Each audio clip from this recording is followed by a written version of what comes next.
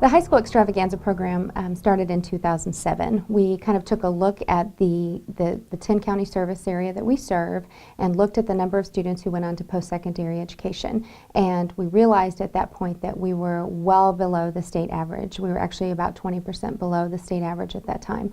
So we a group of us got together and decided, what can we do to fix this problem and kind of just make sure that high school students are aware of what's available to them in terms of post-secondary education, as well as the benefits of that. So we decided to do a pep assembly and have it fun and exciting and energetic, so that it wasn't just people coming in and saying the same old, same old. We wanted something to be engaging, for it to be engaging and for them to connect to something. So the message has stayed the same, which is college is affordable, accessible, and achievable. We do change the theme every few years to keep it fresh, and we have done Who Wants to Be a Millionaire, we've done Price is Right for Education, and then the theme that we have done for the last 3 years is Education, In It to Win It. And it's really based off of the Minute to Win It game show. So we do a lot of fun games where we get the students really involved, from the Face the Cookie, where we talk about scholarships and A+ being a sweet treat, to all the way up to kind of building on your education with the Stack Attack game. But we start out the program by Tony Arier, who is our current outreach coordinator, talks about the Grizzard of Oz. And we really talk about 3 main barriers for high school age students when they think about higher education. First of all, am I smart enough? I'm a scarecrow, I don't even have a brain, I have no idea how this whole thing's going to work out. And we kind of mentioned that there's tutoring and there's academic support services, and so even the scarecrow who doesn't have a brain, who doesn't think he's smart enough for higher education, is able to achieve it.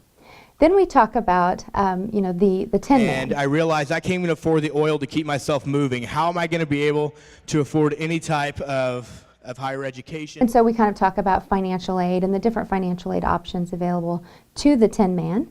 And then the third person that we meet on our journey is the lion. I'm over back towards the forest and I see the lion like this. And the lion doesn't have courage. He doesn't know how to access higher education, and so we talk about the benefits of using the high school guidance counselor and teachers and really being able to figure out how college can be accessible. Each outreach coordinator, we have different outreach coordinators each year, and each one has put his own spin on the theme. I'm screaming like a 4-year-old girl at a Justin Bieber concert. I'm just like, oh my gosh, what do I do now? Why is my bed flying off of the ground? What we really try and do is bring university student ambassadors from those high schools. So if we have a student ambassador or a student leader who is from that high school, we take them with us. And so they get really excited when they see someone that they knew just a year or 2 ago. We very much stress to the high school administrators and the school counselors when we're scheduling these, this is not a promotion of Missouri State University West Plains. Of course, we shoot out our t-shirts with our name on them. We bring our students, but we don't talk about Missouri State West Plains as an institution. We really talk about all higher education, all forms of higher education, including the military. I think that's one of the things that the kids really relate to, because it's not just a group of college admissions personnel coming in and talking about their college, but rather we're talking about all different forms of higher education and defining what each of those means. Since the program began in 2007, so for at least 5 years, we have seen the number of students going on to post-secondary education in our area steadily increasing. And we think that's due in part to what we're doing, but also a lot of work and effort by the high schools.